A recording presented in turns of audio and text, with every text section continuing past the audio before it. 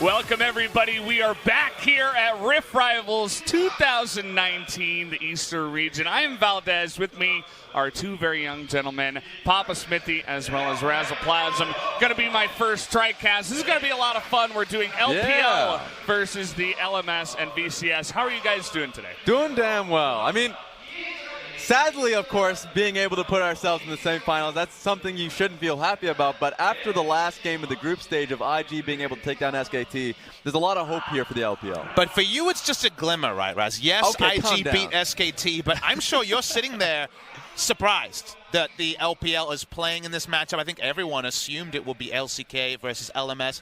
We think we know how today is going to go, but we thought we knew how the tournament would go. Yeah. And so far, the script a little bit off. Would you be surprised by anything other than a 3-0 to the LPL today? And would that also rattle you? Because, you know, China right now, listening to analysts, myself, you included, we came in really high on the LPL. And yes, it's a couple of best of ones.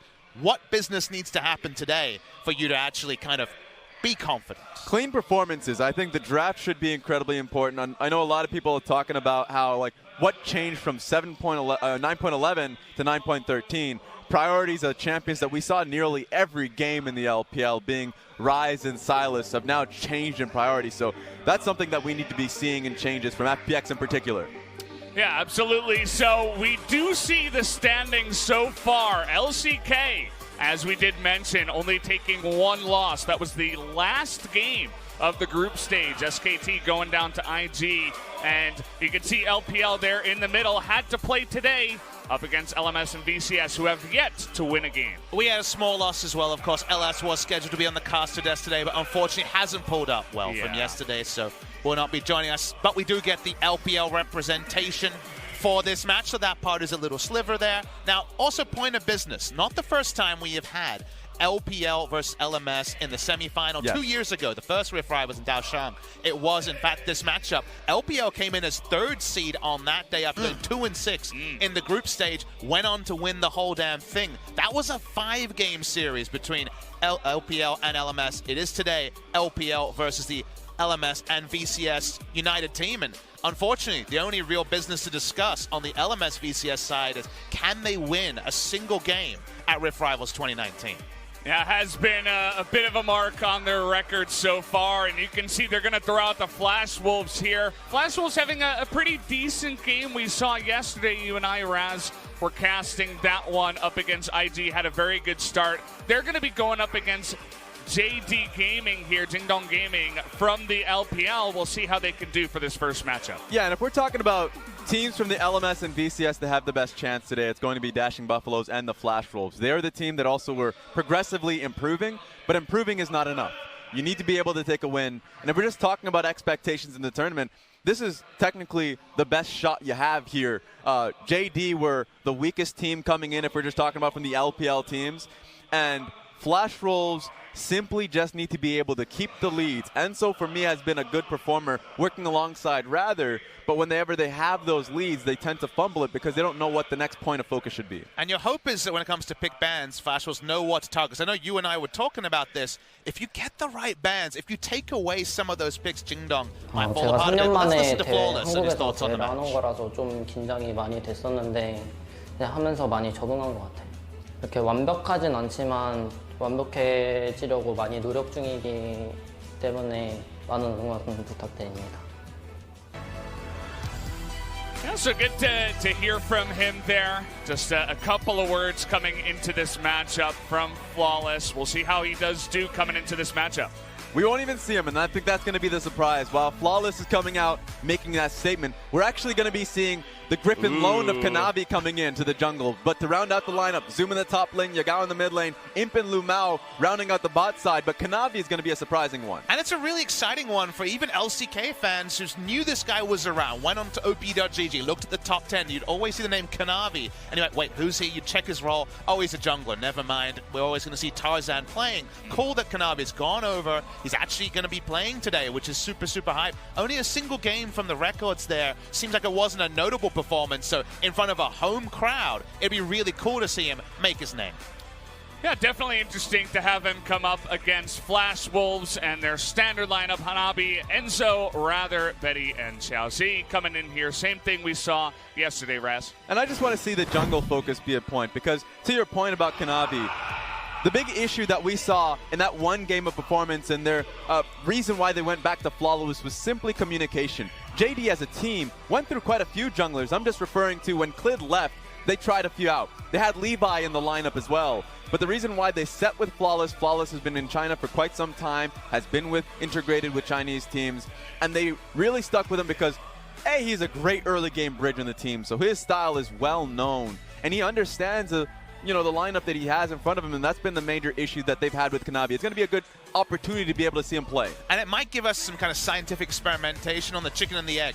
Are JDG that way because they're used to Flawless? And if you replace them with a different style, because Kanavi could evolve to be different, to say Clid, for example, and Flawless, what could the team become with a different look?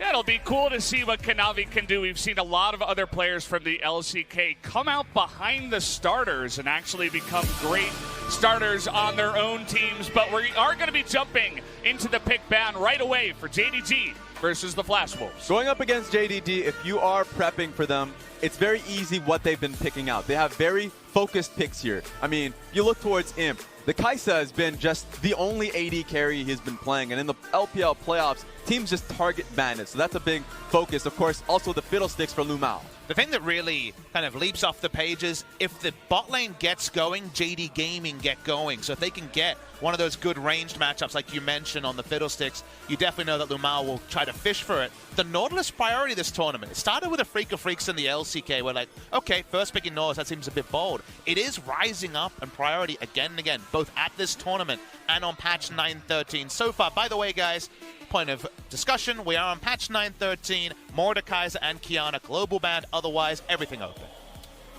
Yeah, and you will notice we talked about this one big pick, the Jungle Silas. You know, we're here on 9.13. First round, huh? Yeah, coming out here being banned right away. That's been the biggest change of red side bans have been, coming into the tournament, we expected Sejuani to just be instantly banned on red side every game, but that's been changed since, Silas has been the counter towards the Sejuani. You're able to scale alongside it, have the ultimate to be able to snag from her. But something has to slide if you're banning Nautilus, if you're banning Talia, Ashe. The blue side bans in general are fishing for OP champs, at least by 9.12, 9.11 standards. We talked about Lumao on a range support. If you're talking enchanters, you don't get much stronger in lane, even after the small nerf to the Yuumi. So the Yuumi is a really big pickup here. It's at the cost of traditional OPs like Sejuani. I know the Nico priority in the LPL and other regions super high and evolving to be that in the LCK. So something's got to give. And the first pick on the Yuumi is something that's got to give. Yeah, but it looks like what JD's trying to do is just get counter-picked towards Flash Wolves matchups here, because while you have the Yuumi, Lux is such an easy counter-pick there. So what they're just trying to do here is give Kanavi the best matchup, knowing that perhaps the jungle must be picked up. But, the Nico is what they're responding to. And I think counter's a little bit strong. The Lux is going to be, however, not locked in just yet. It is very good at negating some of those annoying Q trades. Yes. But if you gank that Lux one time and put her on the back foot, then Yuumi's getting free harass, and she doesn't care about Flash. She doesn't even take it on the Yuumi side. So there is ways to play around it. And Flash Wolves, they'll even hold their horses a little bit. The bullet hell duo, we've already seen it in the LCK. We're loving it in this tournament as well. I played all those shmups back in my day, 1942 and Galaga and all those things. We're not going to get it this time, but I still love it. Yeah, they are going to move away from the Lucian, pick up the Kaisa here, just look for a little bit less lane presence and maybe towards the team fighting later on in the game. Has ultra comfort on it. Now I would focus towards what the possible mid lane picks would be for Yagao, simply because with so many of the first pick rotation like Silas mid, being taken away in 9.11 going into this one, Ryze is a big option too. He's been going back to Zoe and Jace, and so those are the two champions I would expect him to focus on, but going into the second phase, might be banned away by Flash Wolves. And it is worth knowing that was kind of one of the unsaid things about the LPL struggling a little bit in the best of ones in the first 2 days, is the jump from 9.11 to 9.13, the skip over of 9.12 that we had for a couple of weeks in Korea, was a pretty rough one. That's a patch where a lot changed, where Silas, where Rise were largely removed or changed in a significant way, and it changed draft a lot in Korea, and it's something that China is a little bit behind on. The Renekton is something they were way ahead on. Yes. Going to be locked in. We don't know for sure there's going to be top lane. If it is top lane, you can add a jungle Elise and get a lot of power. Renekton Elise feels like every meta is going to be relevant if you want to camp top lane. Had one jungle ban so far from Flash Wolves, they might consider another one. But they'll still get the strategy down type because, you know, Rek'Sai is still available, the Elise that you already mentioned. They're a team that still plays to Zoom quite heavily. You saw the tent that was placed towards Nuguri, in the top esports game, and the same, like a similar style towards topside exists within the LPL. But it's very interesting. My question on the side of Flash Wolves is the Nico so far has largely been a top lane pick. Maybe a couple single pick to rather when we're talking about the LMS stage. So if you notice the GP ban, they're kind of relieving pressure from the Renekton. If it does end up being the Nico, it's a little bit better than kind of the horror matchup we had yesterday for Khan on the Camille. Renekton is just more robust in the early game, but it's still range versus melee, and if you can keep your distance, good things usually happen. Yeah, so we are going to move on from the second phase of bans. You can see a couple of junglers there on the right side of the Flash Wolves, as well as the Olaf taken away. Flash Wolves looking to jump on a jungler here and leave that Nico question for the flex still available. So far, trying to apply pressure when it comes to early priority, the Rek'Sai with a lot of bans so far. Definitely was sticking out, 67% win rate, but only a couple of games played so far. JDG looking to round out a combo. Gragas Yasuo opens, always deserves some lip service, but Gragas himself, the big man, has been just a priority jungle pick. Makes extra sense with all the bans. Yeah, and JD have been finding success with just outright pick compositions. Their mid game has been strong as of late with a 3-series win streak within the LPL before coming to the event. So the Gragas makes a lot of sense. Now focus towards Yagao because, as I already mentioned, the two champions being both the Jace and the Zoe, great poke opportunities that you have, so can make it so they can just focus on Siege once they get priority in lanes. And that's one of the small surprises that Zoe isn't going to be banned in this game after a great performance last time at Yagao was that super hard carry, and they're going to opt into physical damage solo laners. Now, the Kai'Sa has most commonly been AP in this tournament, so there's definitely going to be the Gragas and the Kai'Sa probably holding the line there. Flash Wolves with full information.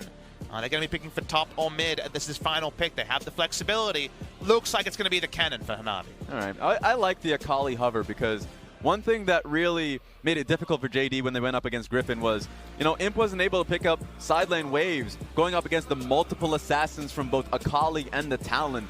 The assassin in the side lane would really make it so Imp would fall behind and would have to pick up, dual experience and all that mid lane. But I'm going to hold my judgments on the comps 5v5 now because the question of is it press the attack or is it AP is so relevant for Flash. I saw the Ken and I thought, oh boy, we're team fighting. If we fall behind, we're going to have some struggles. We won't even get to fights. It could also be the on-hit. The Shy brought back the on-hit Nico to great effect yesterday. Yeah, absolutely. So definitely have to wait and hold our horses and just see exactly what the runes are going to be coming into this one. As we mentioned before, we're really setting the stage here for this first matchup. The LMS and VCS region still looking for their first win, whereas JDG want to continue here and get it started strong for the LPL. Yeah, and one thing I want to see from JDG, once they get into the mid game, how do they start those fights?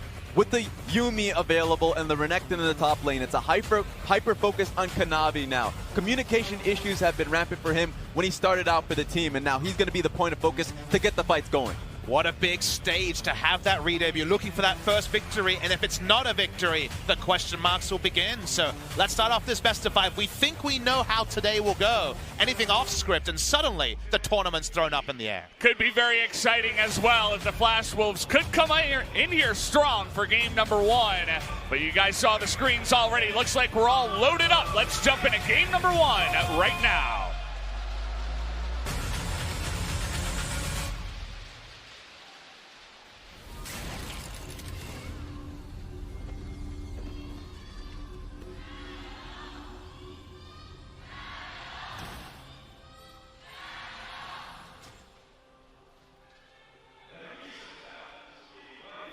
Well, here we go, guys. Big chant, as always, for all the LPL teams that have been coming out here And, well, it's definitely interesting to see Jingdong Gaming coming out here first. And we'll see what they can do on this, already getting a little bit aggressive on the invade at level 1. Already scouted on awards. They were aware there were so many people bought. So we're going to have a quick pause to start the day. But I love the fact that we're able to get that kind of vision before we got into the pause. Whenever there's a Yuumi team, if it's Yuumi, Olaf, Kaisa, doesn't matter. Early level 1 invades are fairly easily placed down. So you can get the early vision so you can see where the jungler end up pathing if he starts bot side anyway. So it's going to be a good early advantage for JD if that's the case. And Papa got what he wanted because we got to see the Keystone coming through from the cannon. It's going to be the Kleptomancy, so it's going to be the AP cannon on that. Sounds like there's a lighting issue going on, so it seems like a bit of glare. It's getting some little things. That's a good thing to get sorted. We don't want to have anyone not being able to see their screen, to see the gray that comes in later, potentially. But without going for press the attack. So my first thought was, if it's not press the attack, this comp from the side of Flash Wolves will struggle in the late game to come back. You very much won't be able to have real agency on the game if you blow all your flashes and can't actually get your farm on. A teamfight comp does struggle to kind of flip the script and get back in unless the enemy makes mistakes. But then I thought about it longer, and remember, Flash Wolves comes in way out of form, 7th out of 7th in the LMS. And yes, while they had a pretty good game yesterday, you can look at Flash Wolves champions, Sivir, Nico, Kennen, almost 2 Nikos or 2 Kennens, given how similar Ken and Nico as champs. Yes. And you can say, easy to execute. If you know how strong you are, it is very easy to execute Flash Wolves comp because you all press your ults and you hope for the best. But it depends, right? It depends on how good the vision control is. If, you know, Hanabi or Rather can get that flank, fairly flash reliant too, or hoping that Xiaoxi can get a double binding. I'm just saying, if the alternative is 1-3-1 comp with a mixed language roster and a team that's not doing very well, we've seen Jin Air try it. We don't love to see that. We want to see the easy comps from the teams who aren't in great form, and sadly for Flash Wolves, a very proud name that does include Flash Wolves as of today. Yeah, and it's interesting, you know, you talked about the first game we had yesterday where they did go up against IG. They certainly put on a good performance, but now they got to do it once again, and they actually have to get a win and get off to a good start. With the early vision that Kanavi has of blue, what's possible is going to be, you know, possible vertical jungling. I want to see if that's ever a possibility here, simply because Imp and Lumao have good control in the lane starting it out. So if they get the first push on Betty and Xiaoxi, that could be the look here. Yeah, the big takeaway for people at home is going to be that there were 3 buffs that were warded by JDG, and Flash Wolves have no advanced vision, so the Gragas can go for the selfish 3-camp clear bot side and not lose his blue buff, or be in position to steal away the enemy blue. So it guarantees Gragas a safe enough early game. No surprise, the lane with Yuumi, first picked in this game, is going to have priority as of level 1. Lux gets going when she gets all 3 skills. Yeah, for now, just shielding up, trying to survive. That's really just the name of the game. You guys talked about in pick ban how that Lux is going to be very strong, at least at negating some of that power in the lane from that Yuumi. We take another look at the top side. You were talking about the Camille versus the Nico yesterday. Now it's a bit of a similar one with the melee Renekton up against the Kennen up there. We'll see how Zoom can do in a rough matchup. Thankfully, as the Renekton, you kind of have everything to be strong in this matchup, and obviously you either just dominate melees or you're the best of the choices of melee lane bullies when it comes to ranged opponents. You have a bit of sustain, you do have, if the minion wave is around, a lot of gap close, and on-command targeted CC is never to be trifled with. Your jungler chooses the right time, and it's pro play, you got the perfect comms. There is definitely kill pressure onto a squishy cannon. And take a look at this. Zoom is actually not putting himself into trade range, recognizing that it is going to be a vertical jungling, so he doesn't put himself into dive possibility. So clearly pretty well done from Zoom, but of course he's going to be in a pretty large CS deficit. And yet, never turret dive or Renekton. Free advice for people. Yeah, don't do it. Especially if he has above 50 rage. He'll get the free double kill and some double buffs if you make the mistake there. So given that Kanavi was naturally pathing over to the enemy blue, just good top laner sense from Zoom. Good look from him. Bit different from his GP days that I think a lot of people first learned about Jingdong, because we have to kind of remember that Jingdong, most popularly known as his team, that made the Cinderella run after Caps bigged them up as his pick to do well in LCK Spring Run, all the way to the final, then started off pretty soft, and they were, what, 0-3 after the first 2 weeks? Yes. It seemed like that the hype train had derailed, and yet, talking to you, there is still a bit more optimism recently about Jingdong and Summer. Yeah, because they play off during the under the pressure going up until this event, remember having that 3-series win streak. And whenever it comes to JD, I mean, ordinarily, you would look towards Zoom and Flawless essentially being the strong points in their weakest moments. But whenever they start up, they're actually fairly unexpected. Who comes out ahead? It's usually Imp and Lu Mao. Great mid-game that they're able to come out. Really not getting the resources from their jungler, but being able to get 2v2 kills. So as a question then, it's maybe have to hold that. Is Kanavi going to walk up top? Probably mostly for pressure here. I feel like I know what a Jingdong victory looks like. I was alluding to it earlier. If bot lane is way ahead, Imp's going to carry, we're going to get over the line. What's a Jingdong kind of definite loss? Like, what's a state they find it very hard to get back from?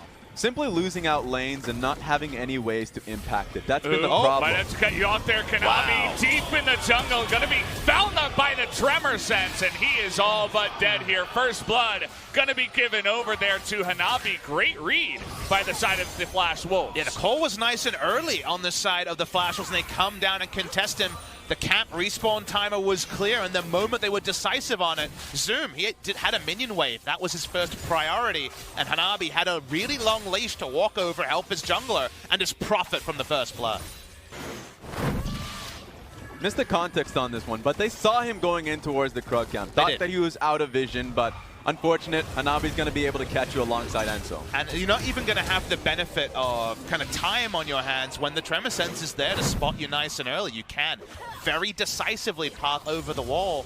Kanavi, we talked about how it's only his second game on a mixed language roster here on Jingdong Gaming, replacing Flawless, who's sitting out this game. No public words on to why, but unfortunately for him, is caught out. It's not the end of the world. He is on the scaling pick. Rek'Sai, yes. We always focus on how much work did she get done in kind of the first 15 minutes, the turret plates phase of the game. It is still, as we can say, a mistake from the side of Jingdong. But the question that you asked is really happening, right? The point about if they lose, like, what does it look like? Oftentimes finding themselves in CS deficits, they rely on their jungler to be, early game points of pressure. A gank coming through mid lane or bottom lane to be able to get them steering ahead. Because when they ordinarily pick, really, the only one that has a positive matchup would be top lane. And even then, he would be rotating pretty consistently. They would be moving, rotating towards other lanes to see if they can find a fight. And if it doesn't happen, if the enemy team has enough vision to be able to catch it out, then they'll just be naturally losing out in the lanes. And this game, at least Yagao has a pretty good matchup in mid, right, against the Nico. As Jace, you're going to be pretty reliably able to just farm away. And bot side's been winning in the 2v2 early, so that part is nice. But exactly. I kind of agree with you. That's what I've noticed, a pretty similar trend there.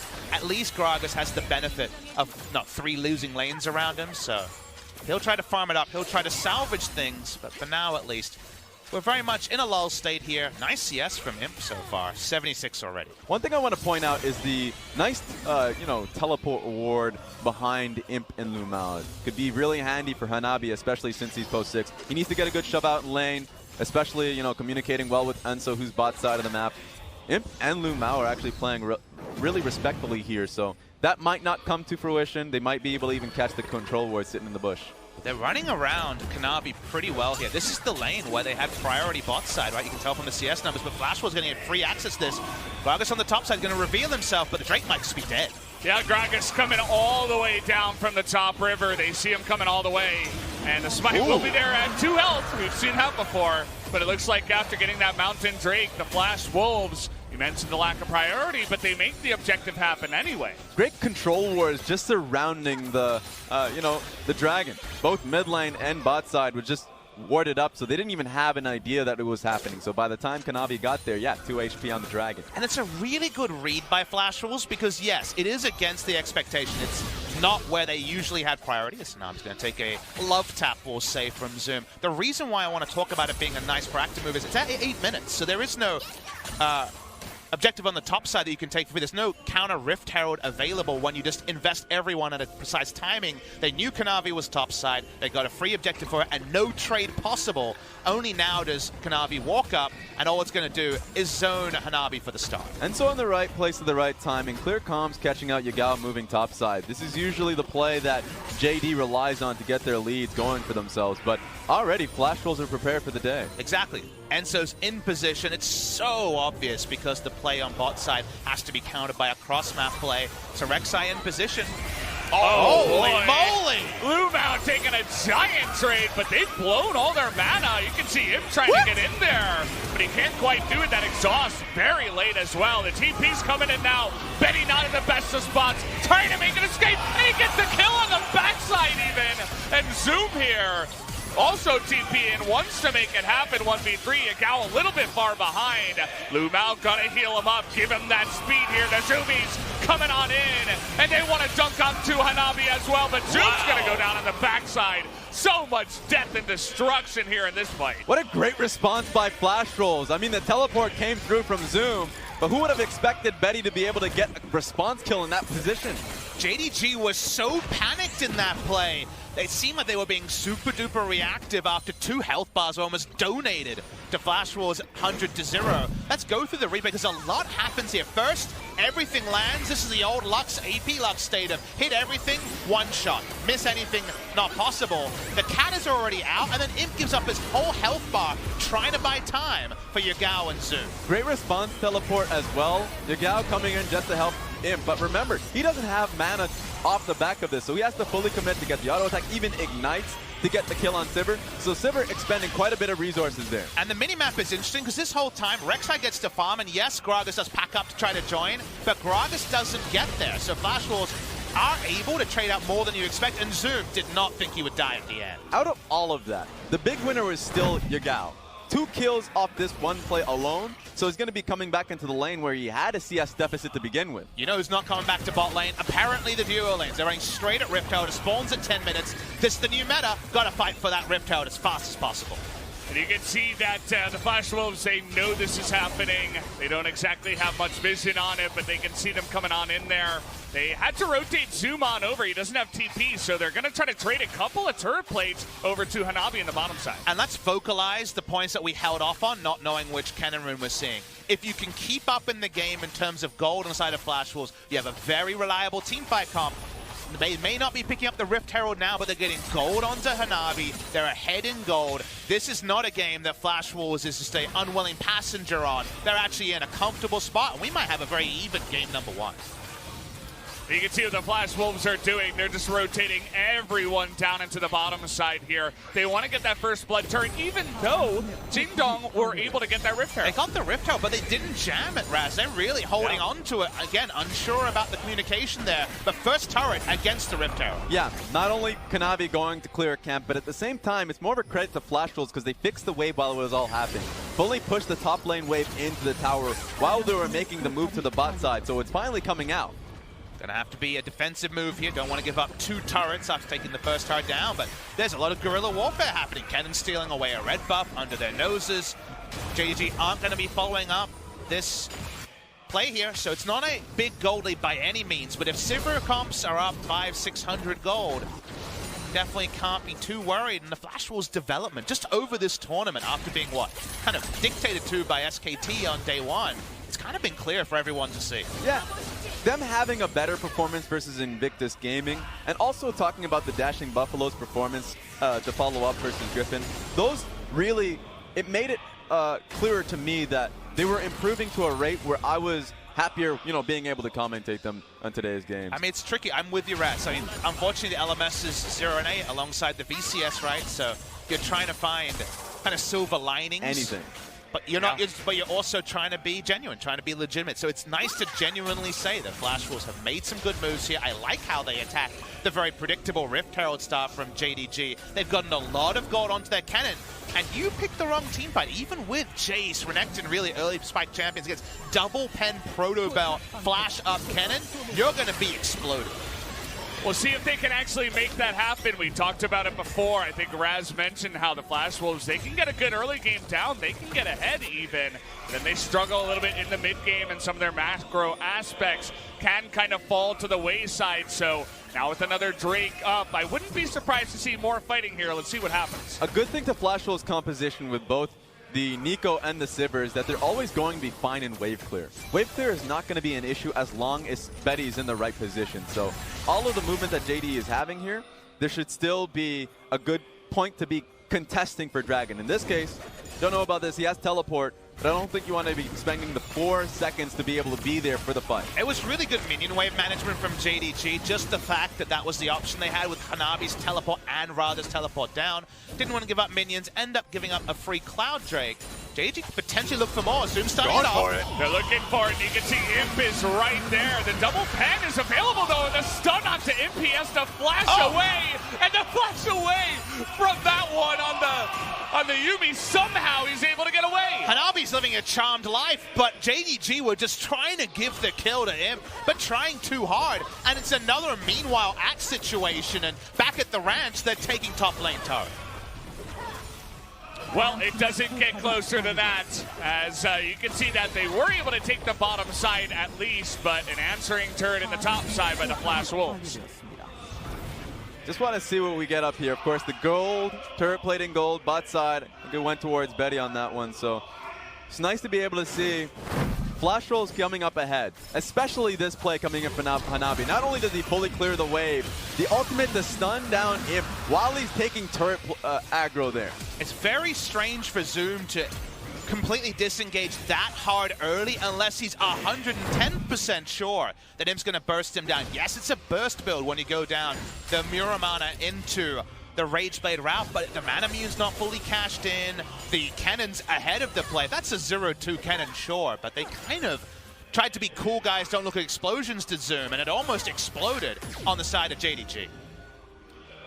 I mean, we saw it the last time, you know, when Kanavi was caught in the jungle. They didn't waste any time blowing double flash. The Flash Wolves at least says, I'm going to have to hold that. They found Yagao, and they put him in his grave as he was just going for a walk in the enemy jungle. Another hole in communication. Kanavi was there, but wasn't alongside him. Just another death there. At least he held on to Flash. Now, no ult here, so can't get the full value out of his item just yet. Going to walk away here. Spear Shojin, TFT favorite, a Renekton favorite as well.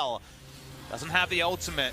The perma stun you can get from Spear Shojin Renekton is disgusting. But for now, at least, we'll have to hold on to that. Yeah, Renekton has to rotate here just in case the siege comes across from Flash Rolls. But them being able to find those picks, a lot of it comes down to the defensive wards they had in their red side of the jungle. Right now, Flash Roll's been on top alongside Enzo. So Enzo having a fantastic performance to start this game off. And it just feels like JDG are trifling with them a little bit. We saw the turret dive play. That was clear. Yagao went on a merry walk, Dora the Explorer, through the enemy jungle with no vision or priority. Got killed. If you don't have vision and the enemy has a Rek'Sai, then you're taking just too many liberties for me. So JDG need to take a deep breath, step back, understand that yes, they are in a decent position in this game. But so are Flash Wolves, and again, on paper, and it doesn't always go this way, but on paper, I see a lot of AoE wombo on the side of Flash Wolves. They'll have to put that to the test when it does come down to these team fights, but so far it's been a lot of, trading turrets and trying to go for dives and little pickoffs like we saw to Yagao. Finally, Jingdong are grouping up here in the mid lane, but as you mentioned, Raz, they have wave clear for days on the other side. But remember, there's a teleport ward up and available. Hanabi's going to be comfortable where he is right now, just in case. Minion wave to pick up on the top side, so the ARAM play will abate. Flash Rolls are very well suited, as you're alluding to, Valdez, for the ARAM. They're very happy to sit there and wave clear and wait out for their time. And so far, they've been on more on point around vision than the side of JDG. So you want Renekton in that side lane applying pressure. You want Jace taking down turrets. But speaking of taking down turrets, Flash Wolves are the ones walking up now. Yeah, already on it.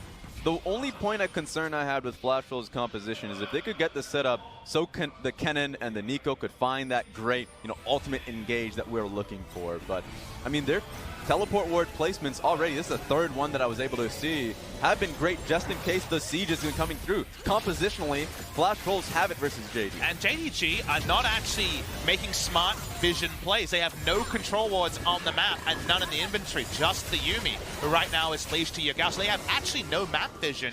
Both sides of the mid lane of a Jace Renekton comp are control warded by the Sivir comp.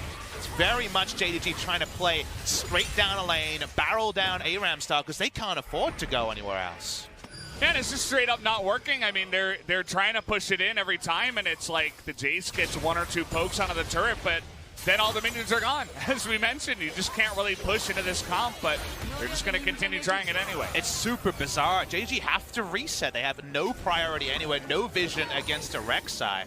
Don't often see this at the highest level, but they've already looked a bit nervy today with some of their play. And again, Kanavi coming in kind of compounds that.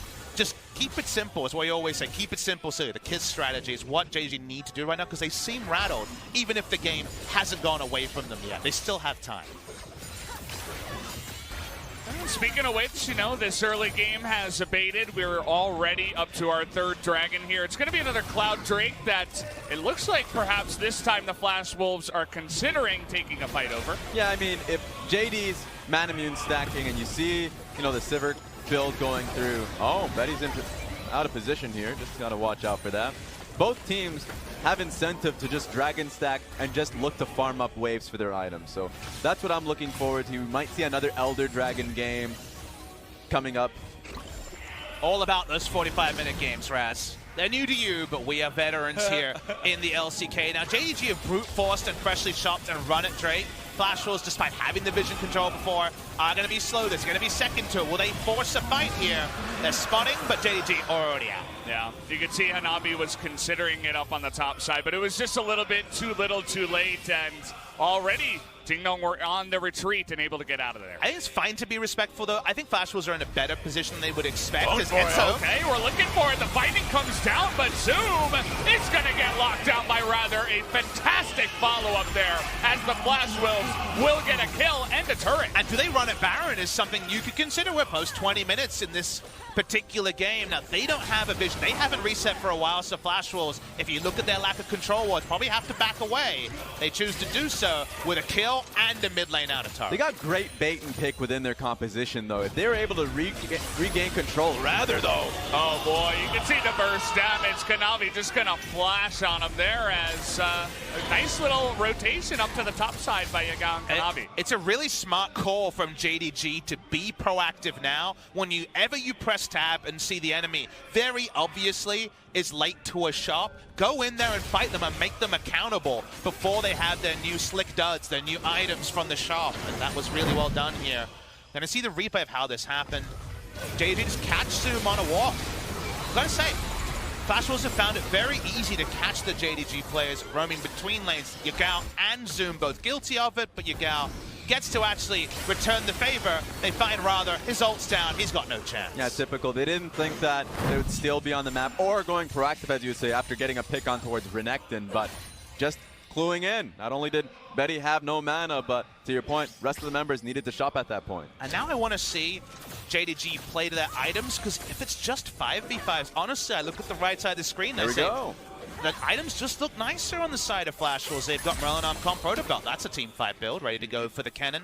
They have the Zonias ready for some team fighting, and the Glacial Augment procer in the GLP. Meanwhile, yes, a lot of burst from the build onto him. That's the trade-off there. Don't have the Storm Razor for the 2 evolves. You want to blow one person up is usually the way this starts. Does have the 2 evolves now with just a freshly stopped Stinger. But then you say, Spear Shojin, Black Cleaver. That's a solo lane build. The Flat Pen on the Jace, that's for sieging. Can JDG play to their items? Because if they play to a 5v5, I'm loving the Flash Wolves. I know this game is just going to be a lot more, aggro, a lot more action-packed, just to the point of, item breakpoints being hit by those Jace, Kai'Sa, and of course the Flash Wolves members you've mentioned. This is the time that they feel like they can't strike. Absolutely. So now, once again, Dingdong considering coming down the middle lane here, but that minion wave, you can see how long this mid lane turret is just going to survive. We're at 23 minutes into the game, and it's not even down below half health. Yeah, the most they can do, as you can see, is Taxi are pushing mid lane into invading the enemy red, which does give them Baron vision.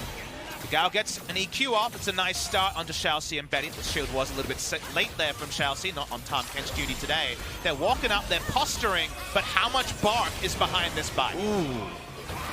You can see it, okay, the bite comes as they're going for a bit of a dive here, already able to take out Betty, but here's Hanabi from the top side. But a lot of stopwatches come in, and they're all surviving for an incredibly long amount of time, and Dingdong are somehow able to win the fight underneath the Cannon ultimate. That was the setup that we were looking for Flash Wolves, but by the time the Cannon teleport comes through, JDG already got the work done with an excellent ultimate from Kanavi. It's an ultra-decisive play from the side of Dingdong, and it needed to be. It didn't look possible, but they saw something that wasn't there on the enemy side. They're going to start up the Baron, trade tank. This should be a Baron out of nowhere almost for JDG. It kind of just felt like the Flash Wolves were floundering under their own turret. This is taking forever, by the way. Xiaoxi's going to get in range. Can he actually? Nope. Okay. Smite is going to go the way of Kanavi. Again, this is a Sivir, a Nico. You don't think a turret dive is possible. The Kennen already had started TP behind, but they're proactive, and the cast from Kanavi is really nice. Sivir and also the Kai'Sa are traded at the start. They die first for their teams.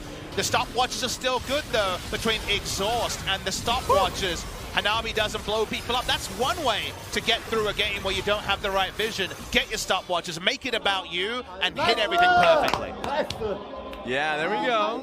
You better be happy after that one, because the coordination, just the follow-up from the cask, is something you need to see from a team that's essentially testing Kanavi on those points. And it's pretty YOLO, Raz, because the last two, they've failed execution on turret dives. This one was almost an all-in. This was very much kind of a cards face up, I'm going to hit the Royal Flush on this one. They do, and the payoff is massive.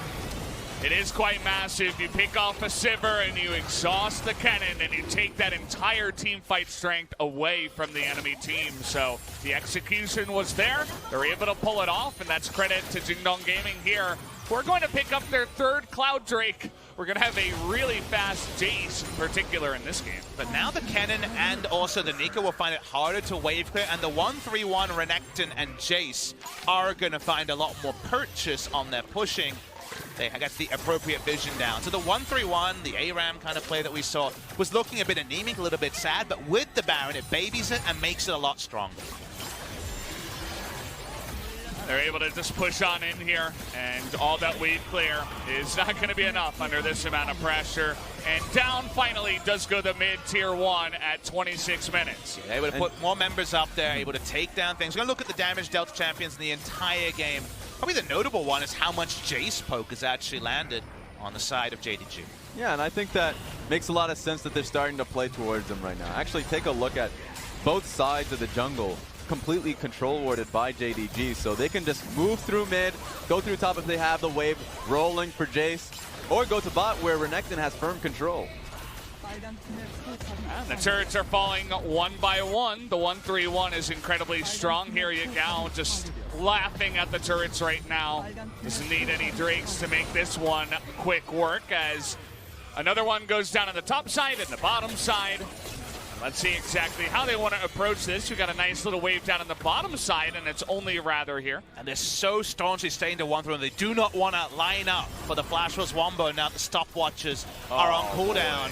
Mid lane goes down too easily. JDG break the base on their first Baron in 2 spots, it looks like. They're just going to be losing everything at the same time. Betty doesn't have any mana to his name. Hanabi got poked out, has to go back. So that's one inhibitor. You'd expect them to take this bot lane turret and inhib to follow. Getting a base off of, I think Imp is going to teleport back, you'd think. Well, it's not every day that you see the Baron taken and then everything just fall to pieces like a house of cards. This is just, it's like you're burning the house of cards right now, as every single objective is just being taken off the map in the span of 2 minutes. They're just mass teleporting, no respect for flash rolls. They don't seem to really know if they can fight or not. I mean, 6,500 gold lead from the Baron. The Baron buff power play is immense this game, and Flash Wolves have done so much good work. We were talking about how narrow the win conditions were for Jingdong. It shows you the one proactive dive at the right time, close 20, and all their early game mistakes slide into what now feels like a vice grip on the first game of the day. It just felt like 2 minutes ago, Imp was just starting his build into the Rabadon's death cap and nearly has like the entire damn thing built out. This is ridiculous. The poke comp that was focused around Yagao now has Imp who can just burst down members if he can hit them. And if you're asking what should Flash Wolves have done after losing Baron, it's try to force somewhere. Because unfortunately, if you draft as clear a comp, we mentioned if it's not press the attack, they're 5v5 or bust. If you then fan out to 3 lanes against a Baron when your wave clear doesn't work like it used to, then actually you're just saying, thank you very much, thank you very much, thank you very much. There were donations to JDG's side. There are too many, though. They were too generous on the side of Flash Wolves. And now, however nice the 5v5 is, it might be too late. The gold lead out of nowhere is a comically large 7,000. The team fights, the 5v5s you're referring to, they looked a lot better in the mid-game when the gold was a little bit even. Now they're down 3 inhibitors, and now they're down 7,000 gold as the JDG team is just pushing them in right now, already going at the Nexus turrets. Sewer minions are coming in well coordinated too. Teleport coming in from Kennen. All right, this is going to be their one try, but look at Enzo. He's already so low, just going to disappear off the map. Hanabi, he's late for work, but it doesn't really matter as they're just going to stun him out of this fight. This game is over. GG here at 29.5 minutes. I mean, you can hear from the Korean casters as well. Just, I wouldn't say disbelief, but more so just feel like a gut punch. You saw such promising early portions of this game, but it really felt like the moment that Baron play was made, not much Flash Wolves could do. It's one of those games where you feel more relieved than anything else. This is not the game to jump up and pump your fist up in the air like Doinby for Rogue Warriors and that massive victory over Kingzone 1 year ago at this tournament. Especially the coaching stuff, I'm sure, went very quickly from ripping out their hair to being like, all right, we got the victory. This might be our Rift Rivals done. We come back with a victory. We did not let down the LPL, but they'll know that when the VOD review comes, there's a timestamp where JG players will want you to start from. Awkwardly, it's about 24 minutes into the game. Somehow, the entire house of cards just came crashing down in the span of about 5 minutes after that Baron. And once again, it's another game where the Flash Wolves look really good in the early game. You know, they're getting a lot of objectives, playing aggressively and doing things right, you know, up against some of the pressure they had even in the bottom lane, getting the first Mountain Drake, but then just all of a sudden, one team fight goes the opposite way, and it's like they're not even on the Rift anymore. And realistically, if there was going to be a game that was won, for me, it felt like it was going to be this game for Flash Wolves, because Coach Ohm is known, especially since Spring Split, for throwing in the subs, let's say week 10, the last week before playoffs. They threw in Kanabi here, and he actually played well. Still, Flash Wolves couldn't do too much about it. Yeah, we're going over the final replay where they just tried to throw a team fight at JDG, but unfortunately for Flash Wolves, it was too late, criminally too late. In this scenario where you lose Baron as a team fight comp, go the Fnatic route, put some control wards in a brush, get somebody, and don't allow yourself to lose 3+ inhibitors in one go. I felt like there were 2 to 3 moments in which I looked at Flash Wolves and said, I mean, you're on the map when you shouldn't be.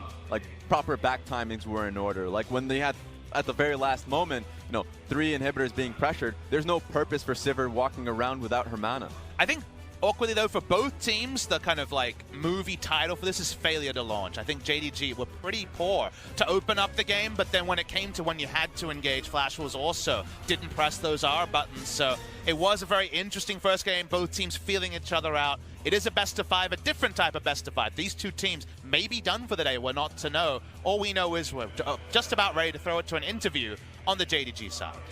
Yeah, we're almost there in just a moment time. I'm going to hand it over to the translator. Let's hear from Imp in the interview. Victory for LPL on the first semifinals game. We have Imp from JDG. How do you feel about your victory on the first game of the semifinals? No, we came out as first. We believe that we didn't perform as well as we expected. However, we're great that we got the dub, and we hope the other teams within our region to get the rest of the dubs as well. What were the focal points that you guys cared the most? No, the biggest thing was that we just gotta do what we has always been doing and play very well and take the dub.